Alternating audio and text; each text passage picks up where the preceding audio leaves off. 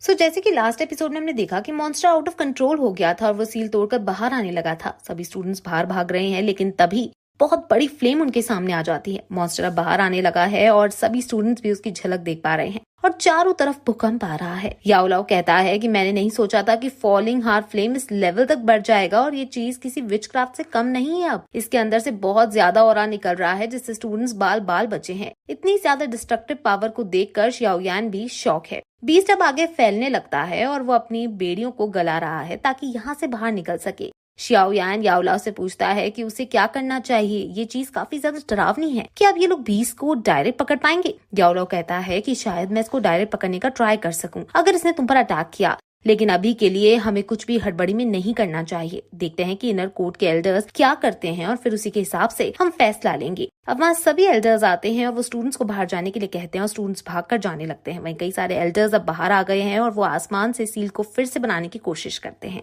Beast जोर जोर से टावर पर अंदर से अटैक कर उसे तोड़ रहा है और फाइनली टावर तोड़कर वो बाहर आने में कामयाब हो जाता है। फाइनली इतने सालों बाद ये बीस्ट बाहर आ गया है और इसके ऑरा से एनवायरनमेंट में अभी से चेंज आने लगा है। वहाँ भी मौसम तूफान शुरू हो जाते हैं और बिजलियां चमकने लगती है। ज्वालामुखी जो टावर के नीचे था, वहाँ से कई सारे पत्थर बाहर निकलने लगते हैं जो स्टूडेंट्स को भी जाकर लगते हैं, जिससे वो गिर जाते हैं। एल्डर सू कियान तुरंत सभी एल्डर्स के साथ मिलकर बीस्ट को पकड़ने के लिए उसको बांधने लगते हैं, लेकिन बीस्ट हर एक संभव कोशिश कर रहा है उनके चंगुल से निकलने की। लिन जियू कहता है कि मॉन्स्टर काफी ज्यादा डरावना है, पर जिस पर जियान कहती है कि ये मॉन्स्टर नहीं है, मेरी बॉडी की मॉन्स्टर है और मैं दूसरे मॉन्स्टर को पहचान सकती हूँ, लेकिन मैं नहीं जानती कि आखिर ये असल में क्या है।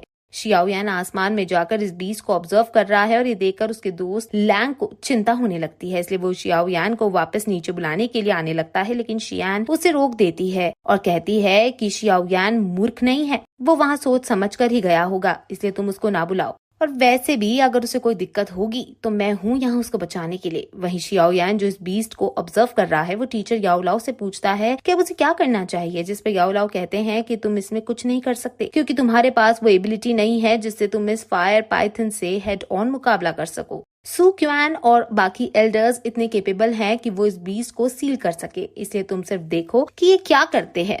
एल्डर्स अपनी पूरी जी जान लगा रहे हैं, लेकिन फिर भी वो इसको कंट्रोल नहीं कर पा रहे हैं, इसलिए वो और ज्यादा अपनी पावर्स को इंक्रीज कर देते हैं। इतने सारे ऑरा को एक साथ देखकर अकेडमी के सभी एल्डर्स समझ जाते हैं कि डीमन बाहर आ गया है, इसलिए बाकी एल्डर्स अपने काम छोड़कर तुरंत अब टावर पर आने लगते हैं। सभी स्टूडेंट्स को जो अकेडमी में है वो सोच में पड़ जाते हैं कि आखिर एल्डर्स टावर की तरफ क्यों जा रहे हैं, और वो इस भूकंप को महसूस कर पा रहे हैं। वो समझ गए हैं कि कोई गड़बड़ है, इसलिए सभी स्टूडेंट्स यहाँ से दूर भागने लगते हैं। शियाओयान का दोस्त जो पैनमांग में है, उन्हें शियाओयान के लिए चिंता होने लगती है और वो टावर की तरफ जाने का डिसाइड करते हैं। वहीं और एल्डर्स जब वहाँ पहुंच जाते हैं तो वो बड़ी फॉर्मेशन को क्रिएट करके उसको बढ़ाने की कोशिश करते हैं और वो सभी एल्डर्स फाइनली एक शील्ड बनाने में कामयाब हो जाते हैं जिससे बीस्ट बाहर ना आ पाए। बीस्ट उस शील्ड पर अपनी आंख छोड़ता है और इसे डिसइंटीग्रेट करने की कोशिश करता है, लेकिन हर बार फेल हो जाता है। एल्डर सू कियान ने vice president of outer court को यहाँ आने की कह दी और वो यहाँ पे आते ही होंगे, लेकिन जब तक वो नहीं आ जाते इन्हें ये शील्ड बनाए रखनी होगी। बीस्ट बहुत ज्यादा ताकतवर रहा और वो शील्ड में क्रैक भी लाने लगता है,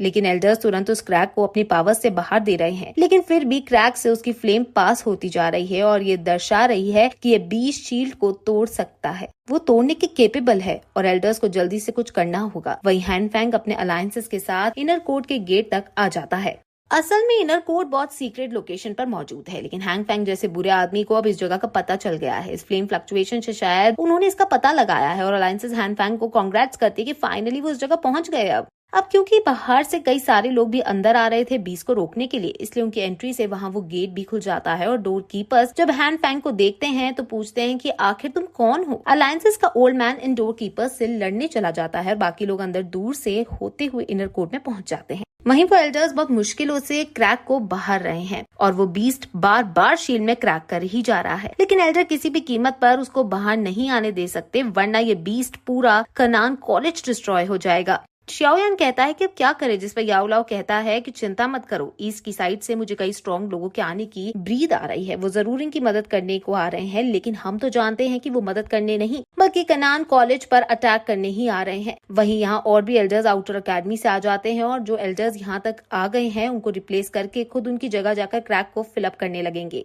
अब लड़ते लड़ते फिर पाइथन रुक जाता है क्योंकि वो समझ गया है कि ऐसे रैंडम अटैक करने से कुछ नहीं होगा और एल्डर सू कियान इसी बात का फायदा उठाते हुए सीलिंग फॉर्मेशन की प्रोसेस स्टार्ट कर देते हैं और वो सभी एल्डर्स को अपने पास बुलाकर एक फॉर्मेशन क्रिएट करते हैं। अब कुछ एल्डर फॉर्मेशन क्रिएट कर रहे हैं और कुछ शील्ड को मजबूत बना रहे हैं, लेकिन बीस्ट फायर अब पावर गेन करके शील्ड पर अटैक कर देता है और काफी सारी कंटिन्यूस अटैक्स के बाद फाइनली वो शील्ड को तोड़ देता है और सभी एल्डर्स पीछे धकेल दिए जाते हैं। लेकिन तभी एल्डर सू कियान की फॉर्मेशन कंप्लीट हो गई थी और वो तुरंत उस फॉर्मेशन से जो बड़ी सी एनर्जी निकलती है वो उसे बीस्ट के ऊपर छोड़ देते हैं, जिससे वो बीस्ट से टकराती है और बीस्ट नीचे जमीन में बहुत अंदर तक जाकर धंस जाता है और एल्डर्स फिर तुरंत अपनी अपनी सील उस टावर पर फिर से लगा देते हैं, जिससे वो टावर सील प्रोटेक्टेड हो जाता है और बीस्ट पहले की तरह अंडरग्राउंड में बंद हो जाता है और सील से प्रोटेक्ट हो जाता है। हालांकि ये पहले की तरह मजबूत नहीं है अभी, इसलिए याओ लाओ कहते हैं कि क्योंकि ये पहले की तरह मजबूत नहीं है इसलिए शायद और एल्डर्स यहाँ आ रहे हैं। और फिर यहाँ खड़े एल्डर्स को भी किसी के आने की ब्रीद आती है और वो पूछते हैं कि आखिर तुम हो कौन और कैसे तुम्हारी हिम्मत हुई बिना परमिशन के इनर कोर्ट में आने की। हैंग फेंग कहता है कि मैं नहीं जानता कि यहाँ इतना वैल्यूएबल ट्रेजर छुपा हुआ है, तुमने इस चीज को बाहर की दुनिया से सीक्रेट रखा। एल्डर सू कियान मेडिसिन एम्परर हैंग फेंग को देखकर हैरान हो जाता है और याओ यान ने जो रिंग पहन रखी है जिसमें याओ लाओ है, याओ लाओ भी वहाँ से गायब हो जाते हैं और फिर ये एपिसोड इस तरह यही खत्म हो जाता है।